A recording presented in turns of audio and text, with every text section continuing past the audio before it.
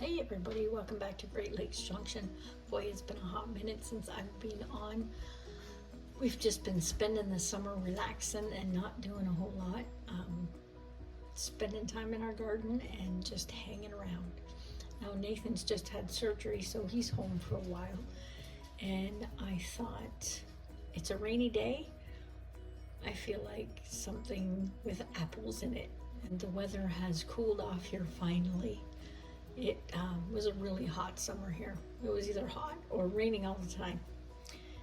So we're gonna be making caramel apple upside down cake. It's one of my all-time favorite recipes. So we're just gonna get started with that. Hopefully you enjoy it. It is really, really good. So with all that said, let's get to it. Okay, so first thing we're gonna do is we are going to melt 1/4 cup of butter. And we're going to put in 2/3 cup of brown sugar, and it's not packed tight because this recipe actually has quite a bit of sugar in it. So wherever I can eliminate some of it, I try to do that.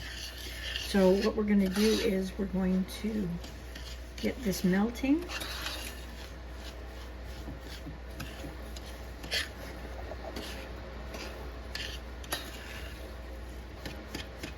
And then you need to let it bubble. So as soon as that starts getting up to a bubble, I'll bring you back.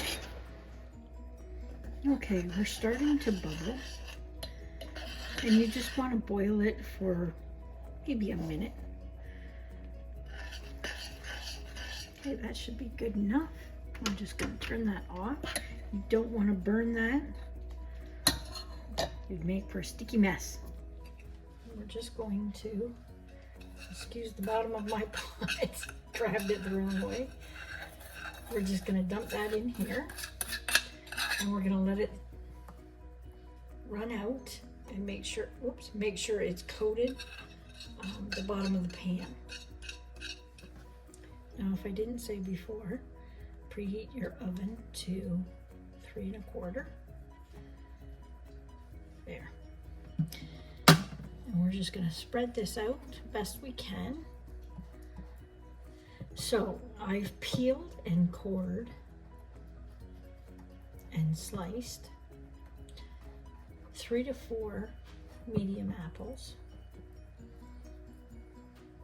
to put on top of this caramel.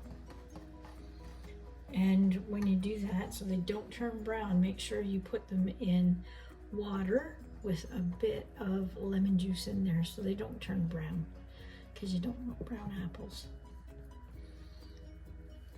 And then you can just arrange them on the bottom of this pan, whichever way you want. You can just throw them in there, or you can arrange them nice. Some of mine are pretty thick. Some are thin. I didn't really slice them any particular way.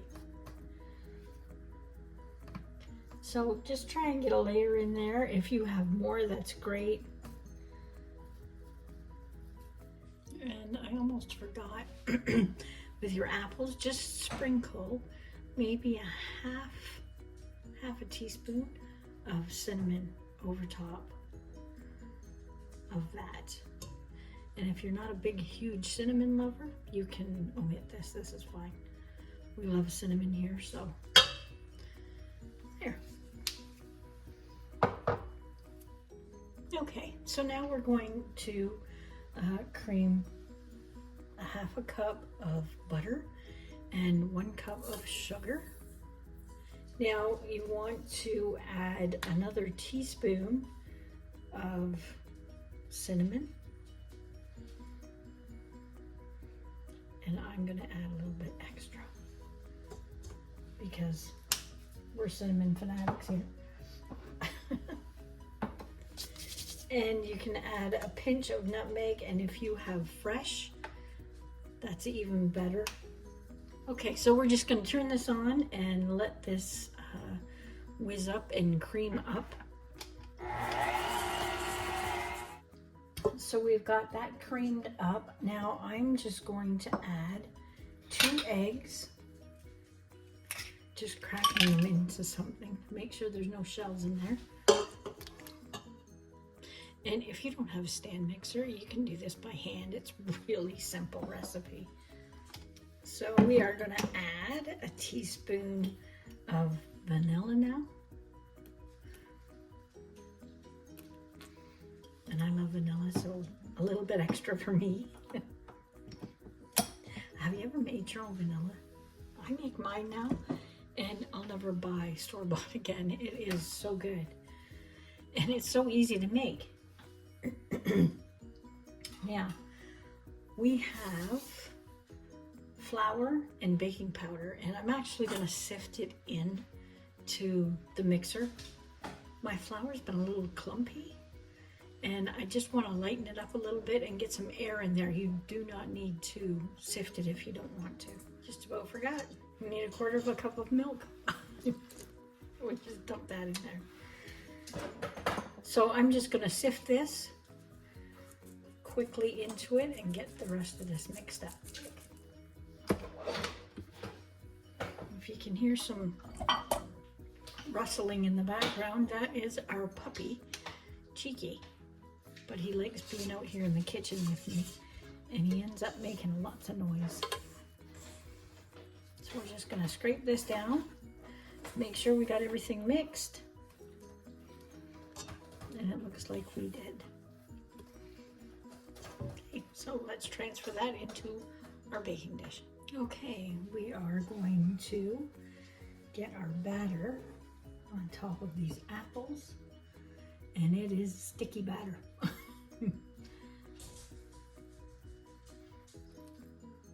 Okay, there we go. Okay, look at that. We're gonna let that sit and cool for a couple of minutes. I'll go around the outside and just loosen the cake bit up. And then we're gonna cross our fingers and toes and hope it comes out of the pan okay. So we'll be right back. Okay, there it is.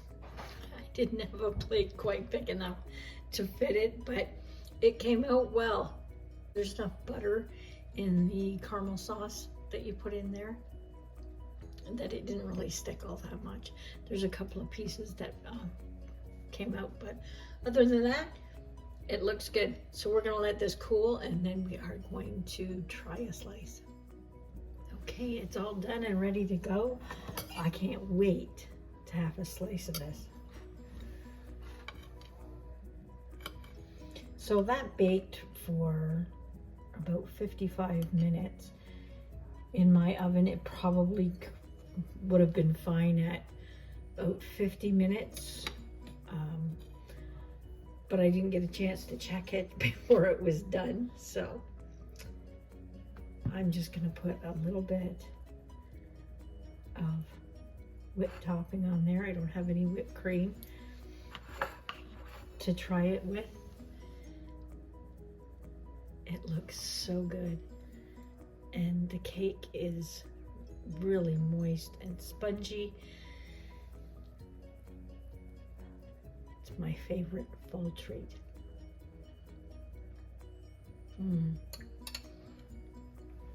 Really good. You can taste a lot of the cinnamon in it. And the apples is still a bit warm. Absolutely delicious. Hope you give it a try. If you do, let me know in the comments below if you enjoyed it.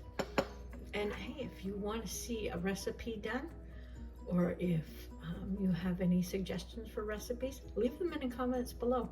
I'd be glad and actually happy to have a few new recipes to try out on the channel. So until next time, stay safe.